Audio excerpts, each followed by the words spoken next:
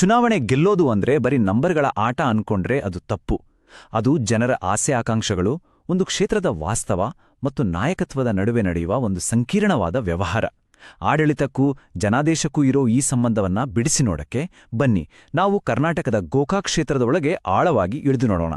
ಒಂದು ಜನಾದೇಶದ ಹಿಂದಿನ ತಂತ್ರಗಾರಿಕೆ ಏನು, ಜನರ ನಿಜವಾದ ಸಮಸ್ಯೆಗಳೇನು, ಅವರು ಆಡಳಿತದ ಮುಂದಿರೋ ಸವಾಲ್ಗಳೇನು ಅಂತ ಈ ವಿಶ್ಲೇಷಣೆ ನಮಗೆ ತೋರಿಸುತ್ತೆ. ನಾವಿದನ್ನ 6 ಭಾಗಗಳಲ್ಲಿ ನೋಡ್ತಾ ಹೋಗೋಣ. ಮೊದಲು ಗೋಕಾಕ್ನ ಮಣ್ಣಿನ ಗುಣವನ್ನ ಅರ್ಥ ಮಾಡ್ಕೊಳ್ಳೋಣ. ಆಮೇಲೆ ಚುನಾವಣೆಯ ಸಂಖ್ಯೆಗಳ ಹಿಂದಿನ ಕಥೆಯನ್ನ ನೋಡೋಣ. ಆ ಗೆಲುವಿನ ಹಿಂದಿದ್ದ ಪ್ರಚಾರದ ಯಂತ್ರ ಹೇಗಿತ್ತು, ಹಾಗೆಯೇ ಜನರ ನಿಜವಾದ ನೋವುಗಳೇನು ಅಂತಾನೂ ಗಮನಿಸೋಣ. ಕೊನೆಗೆ ಈ ಸಮಸ್ಯೆಗಳಿಗೆ ಒಂದು ಪರಿಹಾರದ ನೀಲನಕ್ಷೆಯನ್ನ ನೋಡಿ ನಾಯಕತ್ವದ ನಿಜವಾದ ಗುರಿ ಏನು ಅನ್ನೋ ಒಂದು ಪ್ರಶ್ನೆಯೊಂದಿಗೆ ಈ ಚರ್ಚೆಯನ್ನ ಮುಗಿಸೋಣ. ಬನ್ನಿ ಶುರು ಮಾಡೋಣ. ಭಾಗ 1, ಗೋಕಾಕ್ ಅಂದ್ರೆ ಅಲ್ಲಿನ ಮಣ್ಣಿನ ನಾಡಿಮಿಡಿತ. ಯಾವುದೇ ರಾಜಕೀಯವನ್ನ ಅರ್ಥ ಮಾಡ್ಕೋಬೇಕು ಅಂದ್ರೆ ಮೊದಲು ನಾವು ಆ ಜಾಗದ ಮಣ್ಣು, ಆ ಜನರನ್ನ ಅರ್ಥ ಮಾಡ್ಕೋಬೇಕು. ಗೋಕಾಕ್ ಅಂದ್ರೆ ಕೇವಲ ಒಂದು ಚುನಾವಣಾ ಕ್ಷೇತ್ರ ಅಲ್ಲ, ಅದು ತನ್ನದೇ ಆದ ಒಂದು ಸಾಮಾಜಿಕ ಮತ್ತು ಭೌಗೋಳಿಕ ವ್ಯಕ್ತಿತ್ವವನ್ನ ಹೊಂದಿರುವ ಒಂದು ಜೀವಂತ ಪ್ರದೇಶ. ಕರ್ನಾಟಕದ ಬೆಳಗಾವಿ ಜಿಲ್ಲೆಯಲ್ಲಿರೋ ಗೋಕಾಕ್ ಪರಿಶಿಷ್ಟ ಪಂಗಡಕ್ಕೆ ಅಂದ್ರೆ ಎಸ್ಟಿ ಸಮುದಾಯಕ್ಕೆ ಮೀಸಲಾದ ಒಂದು ಬಹಳ ಮುಖ್ಯವಾದ ವಿಧಾನಸಭಾ ಕ್ಷೇತ್ರ. ಇದು ಕೇವಲ ಒಂದು ಅಡ್ಮಿನಿಸ್ಟ್ರೇಟಿವ್ ಬೌಂಡ್ರಿ ಅಲ್ಲ, ಬದಲಿಗೆ ತನ್ನದೇ ಆದ ಇತಿಹಾಸ, ಸಂಸ್ಕೃತಿಯನ್ನ ಹೊಂದಿರೋ ಒಂದು ಪ್ರದೇಶ. ಇಲ್ಲಿನ ರಾಜಕೀಯವನ್ನ ಅರ್ಥ ಮಾಡ್ಕೋಬೇಕು ಅಂದ್ರೆ ಮೊದಲು ಇಲ್ಲಿನ ನೆಲದ ಸತ್ಯಗಳನ್ನ ನಾವು ತಿಳಿಬೇಕು.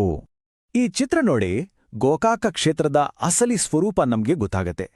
ಇಲ್ಲಿ 4ರಲ್ಲಿ 3 ಭಾಗ ಅಂದ್ರೆ 75% ಜನ ಹಳ್ಳಿಗಳಲ್ಲೇ ವಾಸ ಮಾಡ್ತಿದ್ದಾರೆ. ಅಂದ್ರೆ ಇದು ಸಂಪೂರ್ಣವಾಗಿ ರೈತಾಪಿ ವರ್ಗದ ಕ್ಷೇತ್ರ. ಹಾಗಾಗಿಯೇ ಇಲ್ಲಿನ ರಾಜಕೀಯದ ಚರ್ಚೆಗಳು, ಆದ್ಯತೆಗಳು ಎಲ್ಲವೂ ಸಹಜವಾಗಿಯೇ ಕೃಷಿ, ನೀರಾವರಿ, ಗ್ರಾಮೀಣಾಭಿವೃದ್ಧಿಯ ಸುತ್ತಾನೇ ಗಿರಕಿ ಹೊಡೆಯುತ್ತೆ.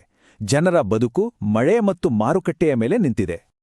ಈ ಕ್ಷೇತ್ರದ ಕೆಲವು ಮುಖ್ಯವಾದ ನಂಬರ್ಗಳನ್ನು ನೋಡೋಣ ಬನ್ನಿ. ಇಲ್ಲಿ ಸುಮಾರು 2,56,000 ಮತದಾರರಿದ್ದಾರೆ. ಇದು ಎಸ್ಟಿ ಮೀಸಲು ಕ್ಷೇತ್ರ. ಇಲ್ಲಿ ಪರಿಶಿಷ್ಟ ಜಾತಿಗಳು ಸುಮಾರು 12.1%, ಪರಿಶಿಷ್ಟ ಪಂಗಡಗಳು 6.2% ಮತ್ತು ಕುರುಬ ಸಮುದಾಯದವರು ನಿರ್ಣಾಯಕ ಪಾತ್ರ ವಹಿಸ್ತಾರೆ. ಇನ್ನು ಆರ್ಥಿಕತೆ ಬಗ್ಗೆ ಹೇಳೋದಾದರೆ ಅದು ಸಂಪೂರ್ಣವಾಗಿ ಕೃಷಿಯನ್ನೇ ಅವಲಂಬಿಸಿದೆ. ಇದುವೇ ಗೋಕಾಕ್ನ ಎಲೆಕ್ಷನ್ ಬ್ಯಾಟಲ್ ಗ್ರೌಂಡ್ನ ಒಂದು ಕ್ವಿಕ್ ಸ್ನ್ಯಾಪ್ಶಾಟ್. ಭಾಗ 2, ಜನಾದೇಶದ ವಿಶ್ಲೇಷಣೆ. ಸರಿ, ಇಲ್ಲಿನ ಸಾಮಾಜಿಕ ಚಿತ್ರಣದಿಂದ ನಾವೀಗ ನೇರವಾಗಿ ಚುನಾವಣಾ ಫಲಿತಾಂಶದ ಸಂಖ್ಯೆಗಳ ಕಡೆಗೆ ಹೋಗೋಣ. ನೆನ್ಪಿಡಿ, ಈ ನಂಬರ್ಗಳು ಸುಮ್ಮನೆ ಅಂಕಿ ಸಂಖ್ಯೆಗಳಲ್ಲ, ಅವುಗಳ ಹಿಂದೆ ಒಂದು ದೊಡ್ಡ ಕಥೆನೇ ಇದೆ. ಜನಾದೇಶವನ್ನು ಹೇಗೆ ಗೆಲ್ಲಲಾಯಿತು ಅನ್ನೋ ಕಥೆ. ಈ ಹೋಲಿಕೆ ಬಹಳ ಕುತೂಹಲಕಾರಿ. 2018ರಲ್ಲಿ ಆಗ ಕಾಂಗ್ರೆಸ್ನಲ್ಲಿದ್ದ ಅಭ್ಯರ್ಥಿ ಸುಮಾರು 52% ವೋಟ್ ಶೇರ್ ತಗೊಂಡ್ರು.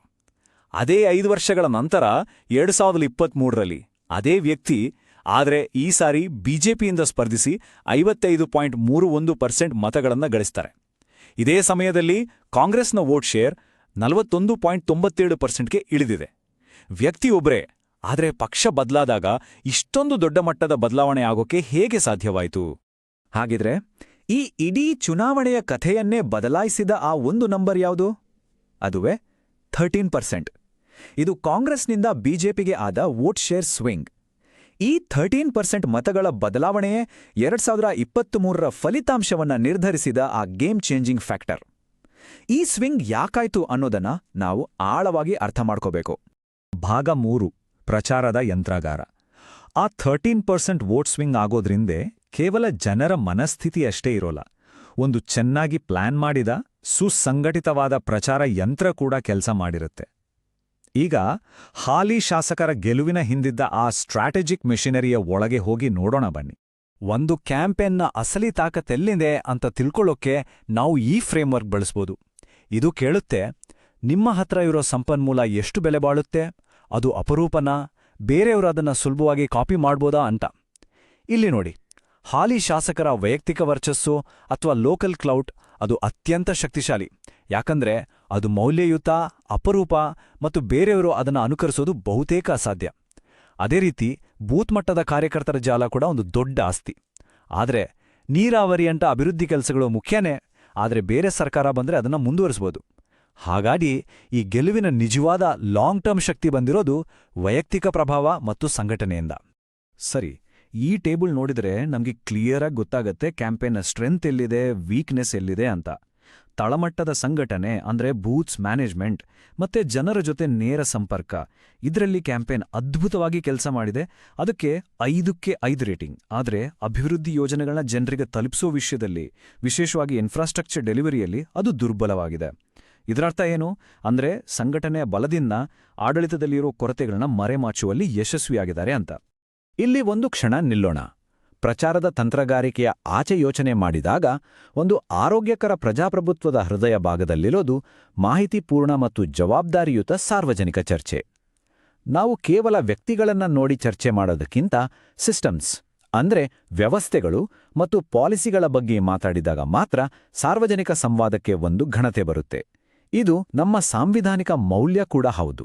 ಭಾಗ 4 ಜನರ ನೋವುಗಳು. ಸರಿ, ಕ್ಯಾಂಪೇನ್ನ ಲೆಕ್ಕಾಚಾರಗಳನ್ನ ಒಂದು ಕ್ಷಣ ಪಕ್ಕಕ್ಕಿಟ್ಟು ಜನರ ನಿಜವಾದ ಜಗತ್ತಿಗೆ ಹೋಗಿ ಬರೋಣ ಬನ್ನಿ. ಅವರ ಮೂಲಭೂತ ಸಮಸ್ಯೆಗಳೇನು, ಇನ್ನೂ ಈಡೇರದ ಅವರ ಅಗತ್ಯಗಳೇನು ಅನ್ನೋದನ್ನ ನೋಡೋಣ. ಯಾಕಂದ್ರೆ ಕೊಟ್ಟ ಮಾತಿಗೂ ವಾಸ್ತವಕ್ಕೂ ಇರುವ ಅಂತರವೇ ರಾಜಕೀಯದ ನಿಜವಾದ ಪರೀಕ್ಷೆ.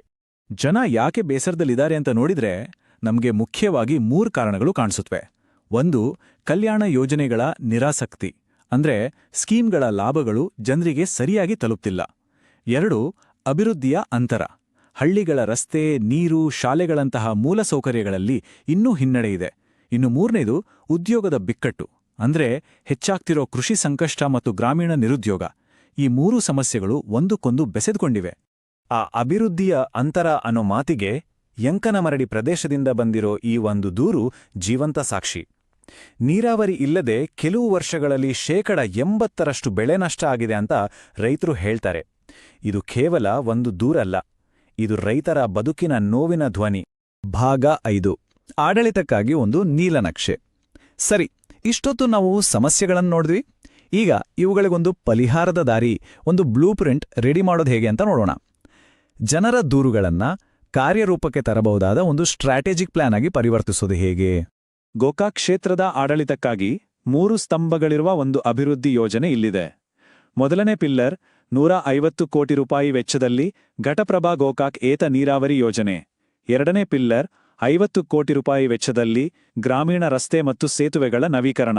ಮತ್ತು 3ನೇ ಪಿಲ್ಲರ್ 100 ಕೋಟಿ ರೂಪಾಯಿ ವೆಚ್ಚದಲ್ಲಿ ಕೃಷಿ ಸಂಸ್ಕರಣಾ ಇಂಡಸ್ಟ್ರಿಯಲ್ ಪಾರ್ಕ್ ಸ್ಥಾಪನೆ. ಸರಿ, ಈ ಯೋಜನೆಗಳಿಂದ ಆಗೋ ಪರಿಣಾಮ ಏನು? ಹೊಸ ಏತ ನೀರಾವರಿ ಯೋಜನೆಯಿಂದ ಬರೋಬ್ಬರಿ 15,000 ರೈತ ಕುಟುಂಬಗಳ ಜಮೀನಿಗೆ ನೀರು ಸಿಗುತ್ತೆ. ಇದು ಕೇವಲ ಒಂದು ಸಂಖ್ಯೆ ಅಲ್ಲ, ಇದು 15,000 ಕುಟುಂಬಗಳ ಬದುಕಿನಲ್ಲಿ ಒಂದು ದೊಡ್ಡ ಬದಲಾವಣೆ ತರುವ ಭರವಸೆ. ಇನ್ನು ಕೃಷಿ ಸಂಸ್ಕರಣಾ ಕೈಗಾರಿಕಾ ಪಾರ್ಕ್, ಇದು ಕ್ಷೇತ್ರದ ಯುವಕರಿಗೆ ಒಂದು ದೊಡ್ಡ ಆಶಾಕಿರಣ. ಇದರಿಂದ ಸ್ಥಳೀಯವಾಗಿ 1000 ಹೊಸ ಉದ್ಯೋಗಗಳು ಸೃಷ್ಟಿಯಾಗುವ ನಿರೀಕ್ಷೆ ಇದೆ. ಇದು ನಾವು ಮಾತಾಡಿದ ಉದ್ಯೋಗ ಬಿಕ್ಕಟ್ಟಿಗೆ ಒಂದು ನೇರವಾದ ಉತ್ತರ.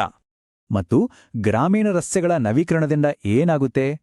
1 ಲಕ್ಷಕ್ಕೂ ಹೆಚ್ಚು ಗ್ರಾಮಸ್ಥರ ಪ್ರಯಾಣದ ಸಮಯ 30% ಕಡಿಮೆ ಆಗುತ್ತೆ. ಇದು ಕೇವಲ ಟೈಮ್ ಸೇವಿಂಗ್ಸ್ ಅಷ್ಟೇ ಅಲ್ಲ, ಇದು ಮಾರುಕಟ್ಟೆಗೆ, ಶಾಲೆಗೆ, ಆಸ್ಪತ್ರೆಗೆ ಉತ್ತಮ ಸಂಪರ್ಕವನ್ನ ಕೊಡುತ್ತೆ. ಆದರೆ ಒಂದು ವಿಷಯ ನೆನಪಿರಬೇಕು, ನಾವು ಆಡಳಿತವನ್ನ ರೂಪಿಸೋಕೆ ಡೇಟಾವನ್ನ ಬಳಸುವಾಗ ಖಾಸಗಿತನ ಮತ್ತು ಸಮ್ಮತಿಯ ತತ್ವಗಳನ್ನ ಯಾವತ್ತೂ ಮರಿಬಾರ್ದು. ನಾವು ಜನವಿಂದ ಯಾವುದೇ ಮಾಹಿತಿ ತಗೊಂಡ್ರೂ ಅದನ್ನ ಅವರ ಅನುಮತಿಯೊಂದಿಗೆ ಜವಾಬ್ದಾರಿಯುತವಾಗಿ ಮತ್ತು ಅವರ ಉಳಿತಿಗಾಗಿಯೇ ಬಳಸಬೇಕು. ಭಾರತದ ಕಾನೂನು ಚೌಕಟ್ಟುಗಳು ಹೇಳೋದಿದನ್ನೇ. ಭಾಗ 6 ನಾಯಕತ್ವದ ನಿಜವಾದ ದಾರಿ. ಕೊನೆಯದಾಗಿ, ಈ ಎಲ್ಲಾ ರಾಜಕೀಯ ತಂತ್ರಗಾರಿಕೆ, ಜನಾದೇಶ, ಆಡಳಿತದ ನೀಲನಕ್ಷೆ ಇವೆಲ್ಲವನ್ನೂ ಮೀರಿ ಒಬ್ಬ ನಾಯಕನ ಅಂತಿಮ ಉದ್ದೇಶ ಏನಾಗಿರಬೇಕು ಅಂತ ಯೋಚಿಸೋಣ. ನಾಯಕತ್ವ ಅಂದ್ರೆ ಕೇವಲ ಒಂದು ಎಲೆಕ್ಷನ್ ಮಷಿನ್ನ ಮ್ಯಾನೇಜ್ ಮಾಡೋದಾ ಅಥವಾ ಅದಕ್ಕಿಂತ ದೊಡ್ಡದೇನಾದ್ರೂ ಇದೆಯಾ? ಇಲ್ಲಿ ಒಂದು ಮೂಲಭೂತ ಪ್ರಶ್ನೆ ನಮ್ಮ ಮುಂದೆ ನಿಲ್ಲುತ್ತೆ. ಒಬ್ಬ ನಾಯಕ ಕೇವಲ ತನ್ನ ರಾಜಕೀಯ ಯಂತ್ರವನ್ನು ಚೆನ್ನಾಗಿ ಮ್ಯಾನೇಜ್ ಮಾಡೋ ಒಬ್ಬ ಒಳ್ಳೆ ಮ್ಯಾನೇಜರ್ ಆದ್ರೆ ಸಾಕೆ? ಅಥವಾ ತನ್ನ ಕ್ಷೇತ್ರದ ಪ್ರತಿಯೊಬ್ಬ ಪ್ರಜೆಗೂ ಶಾಶ್ವತವಾದ ಘನತೆ ಮತ್ತು ಸಮೃದ್ಧಿಯನ್ನು ತಂದುಕೊಡೋ ಒಂದು ವ್ಯವಸ್ಥೆಯನ್ನ ಆತ ನಿರ್ಮಿಸನೇಕೆ? ಇದೇ ಯಾವುದೇ ರಾಜಕೀಯ ನಾಯಕನ ಮುಂದಿರುವ ಅತಿ ದೊಡ್ಡ ಸವಾಲು. ತಾವು ಜನಕೇಂದ್ರಿತ ನಾಯಕರಾಗಿ ತಮ್ಮ ಕ್ಷೇತ್ರವನ್ನು ಅಭಿವೃದ್ಧಿ ಪಥದಲ್ಲಿ ಕೊಂಡೊಯ್ಯಲು ಬಯಸಿದ್ರೆ ನಮ್ಮನ್ನು ಸಂಪರ್ಕಿಸಬಹುದು. ಹೆಚ್ಚಿನ ಮಾಹಿತಿಗಾಗಿ blueprintstrategies.ai ಅನ್ನು mgr@blueprintstrategies.ai ಇಮೇಲ್ ವಿಳಾಸದಲ್ಲಿ ಅಥವಾ 08042041602 ದೂರವಾಣಿ ಸಂಖ್ಯೆಯಲ್ಲಿ ಸಂಪರ್ಕಿಸಿ. ರಾಜಕೀಯವನ್ನು ಮೀರಿದ ಉದ್ದೇಶ